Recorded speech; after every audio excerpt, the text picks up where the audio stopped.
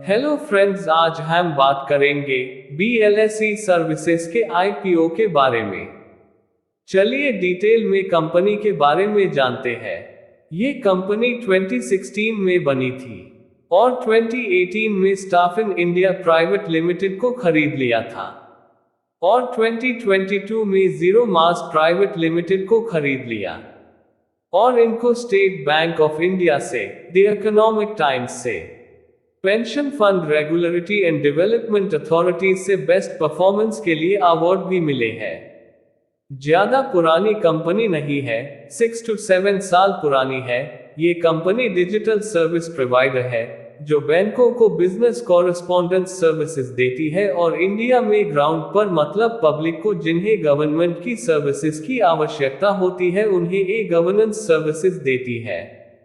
Company BLS international services limited की सहायक company होने के नाते अपने टेक्नोलॉजी प्लेटफॉर्म के माध्यम से एशिया, अफ्रीका, यूरोप, दक्षिण अमेरिका, उत्तरी अमेरिका और मिडिल ईस्ट में राज्य सरकारों को वीजा, पासपोर्ट, काउंसलर और अन्य नागरिक सेवाएं प्रदान करती है। The 30th of June 2023 तक कंपनी में कुल 3071 एम्प्लॉय हैं, जिनमें 2413 कॉन्ट्रैक्ट एम्प्लॉय है। इसका मतलब ये हुआ कि केवल 658 एम्प्लॉय परमानेंट है कंपनी के पास। कंपनी की कॉस्ट काफी कम है। कुल मिलाकर ये कह सकते हैं कि कंपनी का काम बहुत अच्छा है। इसका IPO जरूर लगाना चाहिए। यदि IPO की डिटेल की बात करें तो 30th of January को यह ओपन हो रहा है और 1st of February को यह क्लोज हो जाएगा। फेस वैल्यू इसकी 10 रुपीज पर शेयर है। प्राइस 129 रुपीज से 135 रुपीज पर शेयर है। लॉट साइज इसका 108 शेयर्स का है।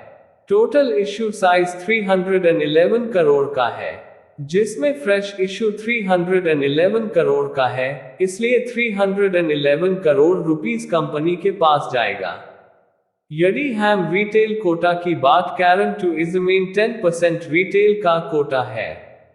आइए एक नजर इंपॉर्टेंट डेट्स पर डालते हैं। द 1st of February को IPO क्लोज हो जाएगा और द 2nd of February को अलॉटमेंट फाइनल हो जाएगी। द 5th of February को रिफंड्स आ जाएंगे और द 6th of February को लिस्टिंग हो जाएगी। यदि लॉट साइज की बात करें तो 108 शेयर्स के मल्टीपल में अप्लाई किया जा सकता है और 1 लॉट अप्लाई करने के लिए 14,580 रुपीज लगेंगे। मैक्सिमम 13 लॉट अप्लाई किए जा सकते हैं जिसकी अमाउंट 1,89,540 रुपीज बनेगी। यदि हम बैलेंस शीट की बात करें तो मार्च 21 में एसेट्स 40 करोड़ थे जो मार्च 23 में बढ़कर 179 करोड़ हो गए। रेवेन्यू भी कंपनी का मार्च 21 में 65 करोड़ से बढ़कर 246 करोड़ का हो गया। मार्च 21 में 3 करोड़ का प्रॉफिट था जो मार्च 23 में प्रॉफिट 20 करोड़ का हो गया। टोटल बोरोइंग्स मार्च 21 में 11 करोड़ थी जो मार्च 22 में 8 करोड़ की रह गई। मार्च 23 में कंपनी ने कर्ज सारा खत्म कर दिया है, जो बहुत अच्छी बात है। कंपनी में बहुत अच्छी मैनेजमेंट है और ऐसी कंपनी आपके पोर्टफोलियो में जरूर होनी चाहिए। यदि PE की बात करें तो 44 की PE पार कंपनी IPO लेकर आई है, जो काफी सही प्राइस लग रहा है। ROE 33% और ROCE 30% चल रही है जो बहुत अच्छी है, इसलिए ग्रे मार्केट में GMP ऊपर ट्रेड कर रहा है। EPS 3 रुपीज है।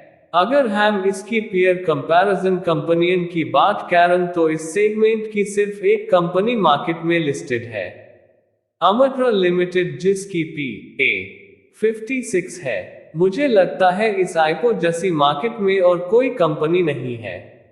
इसका जैसा काम है बिल्कुल अलग है, एक तरह से मोनोपोली वाली कंपनी है। इस कंपनी का काम और आगे की प्लानिंग आने वाले टाइम में अच्छा प्रॉफिट देगी। इसको देखकर लगता है यह IPO जरूर लगाना चाहिए। यदि आप 2 to 3 साल तक रख सकते हैं तो आपको आईपीओ काफी अच्छा रिटर्न कमा कर देगा। यदि ऑब्जेक्ट्स ऑफ द आईपीओ की बात करें तो कंपनी को अपना काम बढ़ाने के लिए पैसे की जरूरत है, और कंपनी आईपीओ के पैसे का इस्तेमाल बीएलएस 2 ओपन करने में करेगी, जो आगे चलकर कंपनी और शेयर्स होल्डर दोनों को काफी अच्छा प्रॉफिट होगा। यदि ओपिनियन की बात करें तो जीएमपी को देखते हुए लिस्टिंग गेन के लिए मेरी तरफ से यस है, और लॉन्ग टर्म के लिए जरूर लगाना चाहिए। यदि जीएमपी की बात करें तो 74% चल रही है। हमसे जुड़े रहने के लिए चैनल को सब्सक्राइब कर ले और इस वीडियो को शेयर कर दीजिएगा, जिससे लेटेस्ट अपडेट्स और ऐसी ही मार्केट से जुड़ी जानकारी आपको मिलती रहे।